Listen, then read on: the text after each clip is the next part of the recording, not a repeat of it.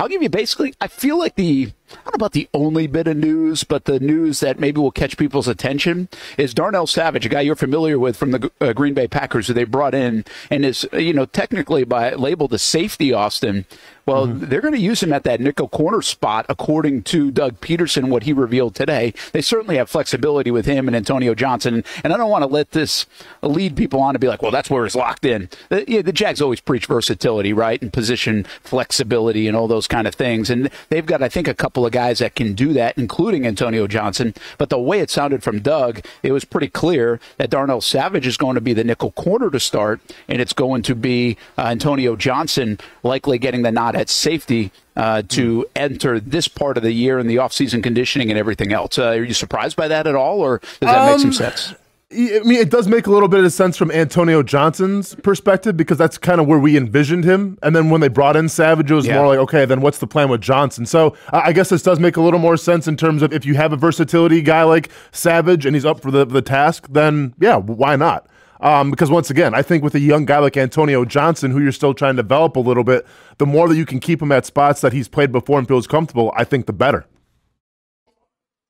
Yeah, and here's the deal about Savage. One thing we noticed when they brought him over and we started doing a little homework on Savage, and again, you were a little familiar because of your Wisconsin ties and all your Packers buddies that you're probably on a group chat with, but he's a 4-3 guy.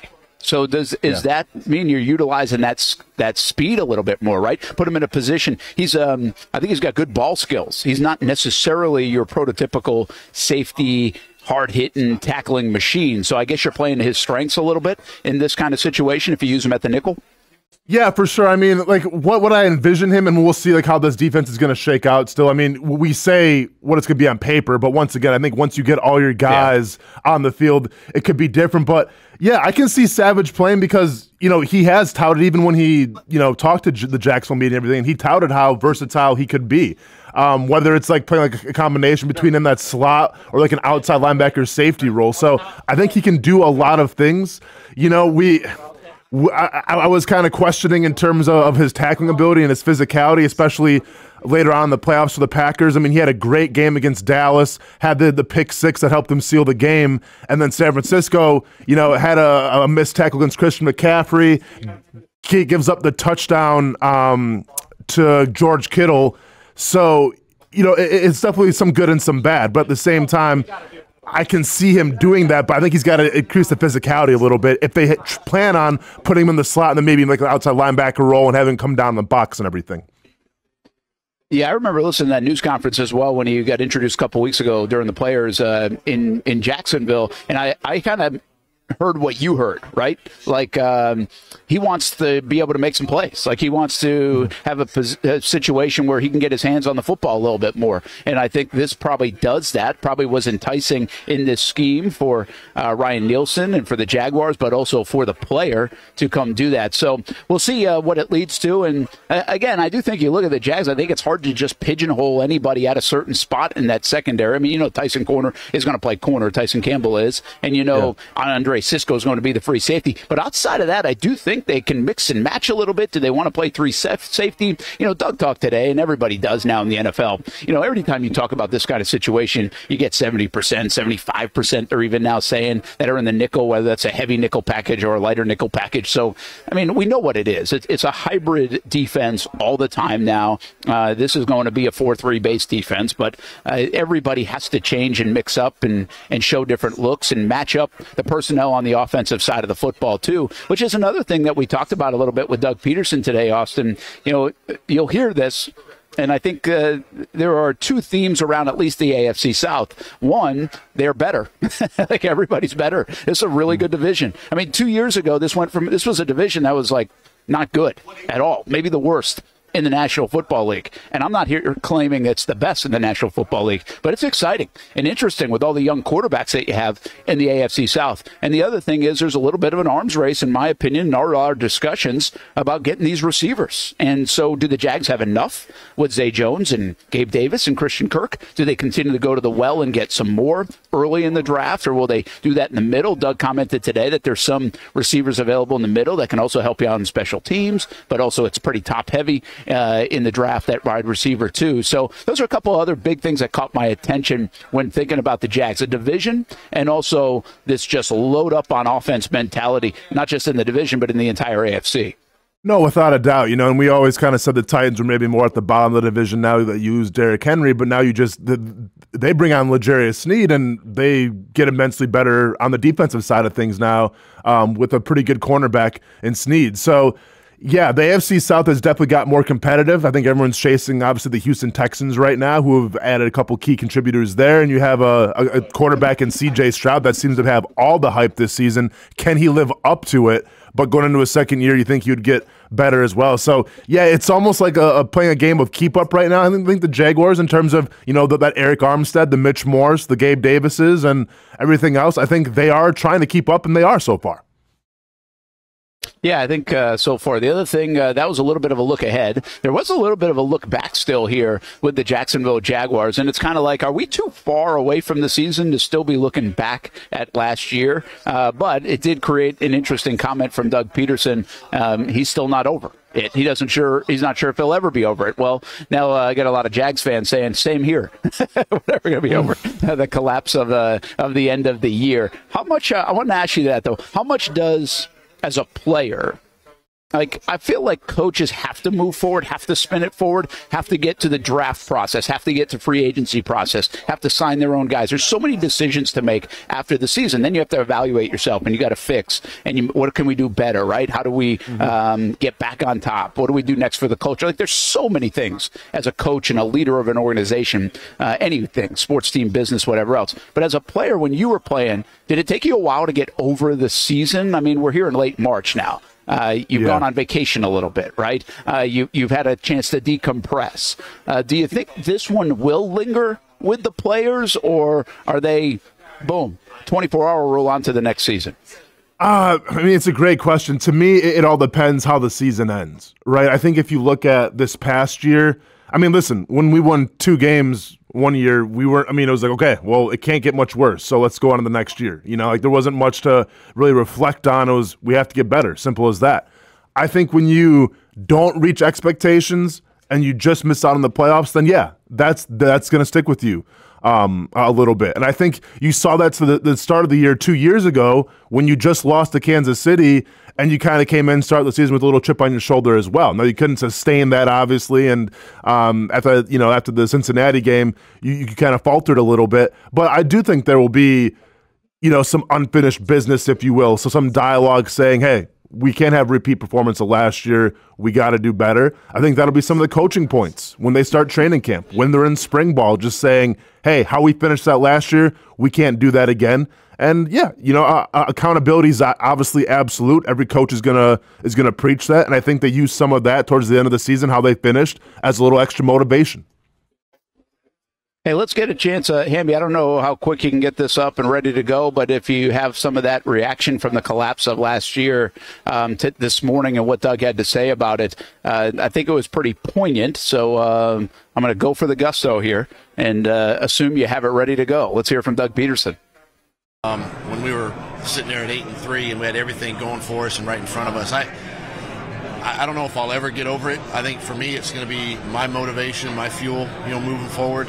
And I'm not going to let it cloud the vision, but at the same time, it's going to be close in my mind as I move forward with the team this spring. So there's Doug talking about it. I kind of like how he characterized that, too. And he actually hit this. We did a one-on-one with Doug, and he kind of referenced it in a different way.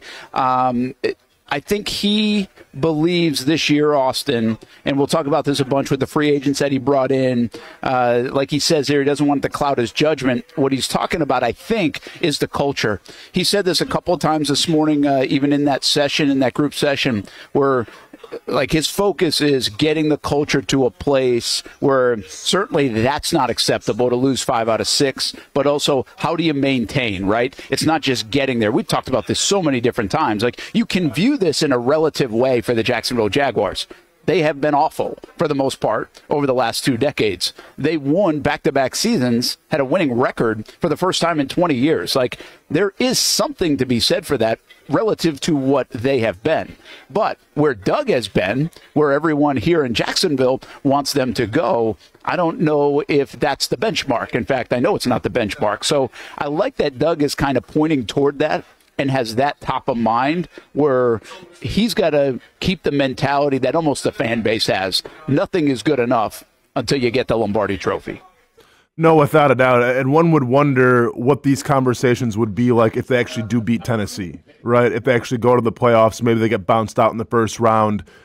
How are you feeling then? Because then it's like, all right, well, the Jaguars go back-to-back years, going to the playoffs, it's progress, yada, yada, yada.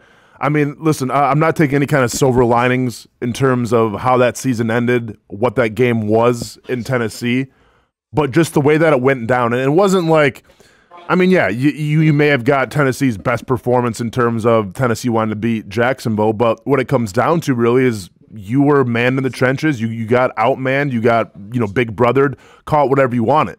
And those types of losses, those stick with you, whether it's the last game of the season or the first game of the season. And anytime a team can manhandle you like that, as a coach, yeah, your pride gets affected a little bit. As a player, yeah, the ego, the pride gets affected a little bit. So once again, I don't want to call it a perfect storm in terms of what it's going to look like in the offseason, in terms of spring ball and training camp, in terms of guys being kind of pissed off and guys wanting some redemption.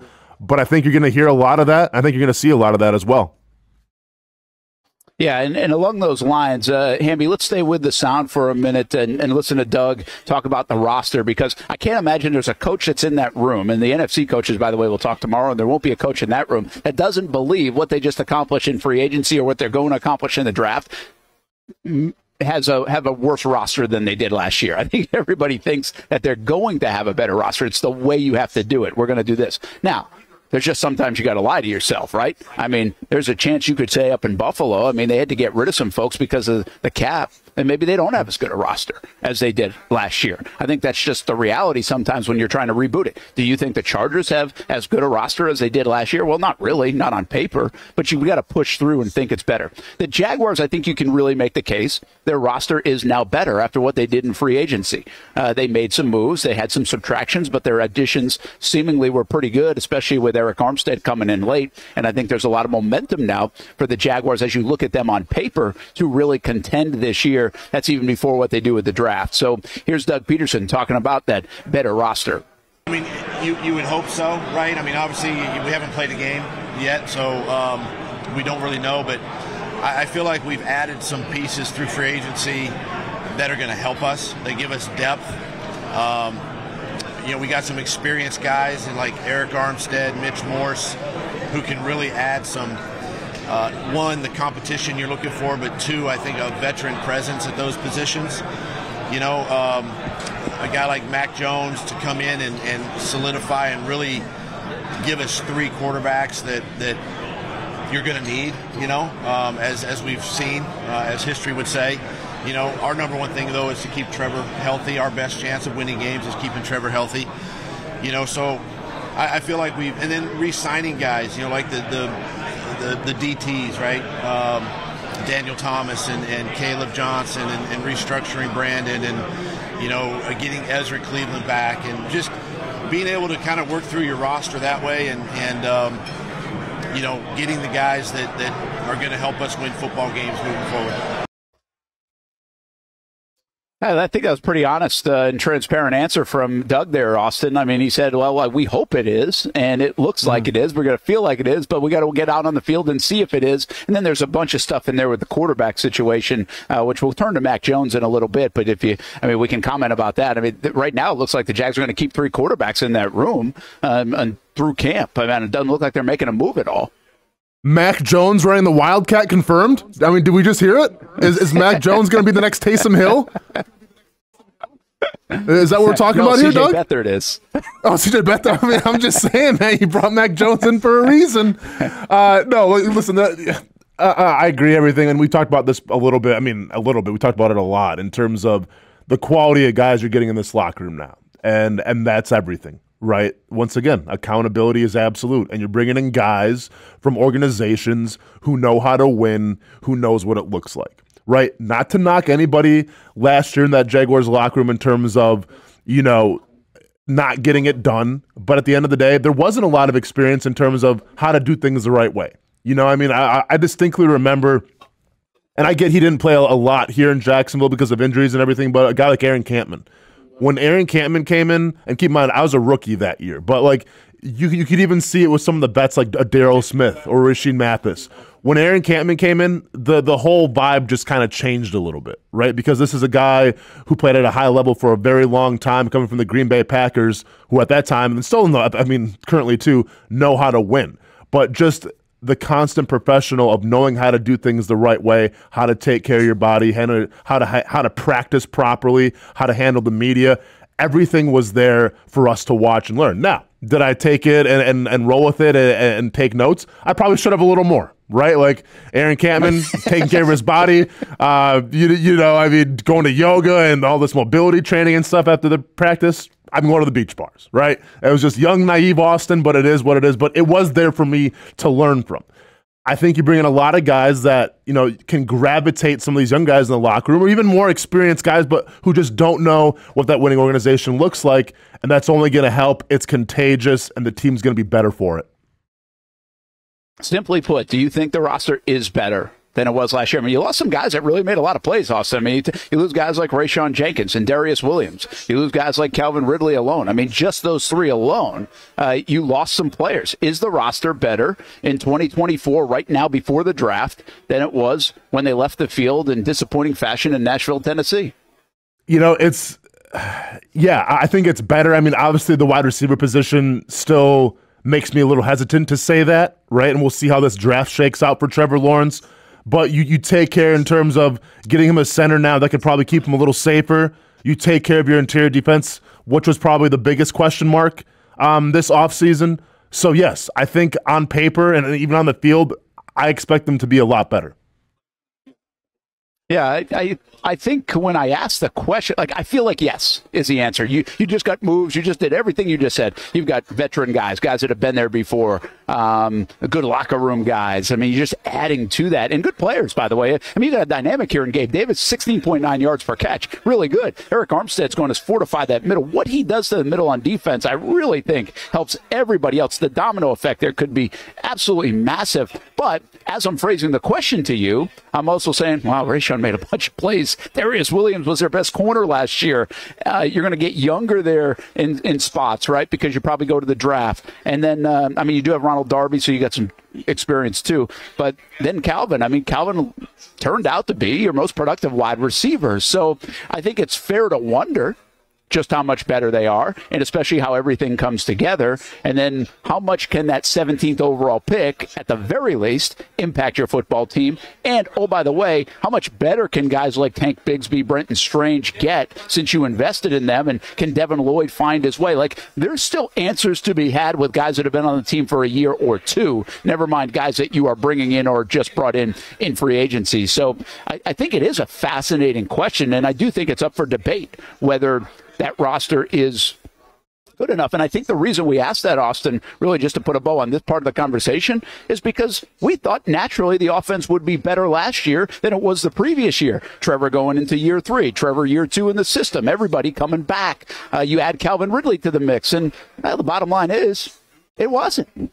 So I don't think we can just assume some of the offseason moves make you better. No, and I agree with that. And obviously, I think there's a couple takeaways from the moves that have been made in free agency. But what I like about it is the fact that, yes, you did fill some holes, but now it makes it easier and takes some pressure off of you on the draft. Not to say that you still can't get away with a mediocre draft. You have to draft players that are going to come in and make a difference. But now we're talking about how, all right, well, center, you're all taken care of. Right? That's fine. Interior defense for the first 2 rounds, you should be all taken care of.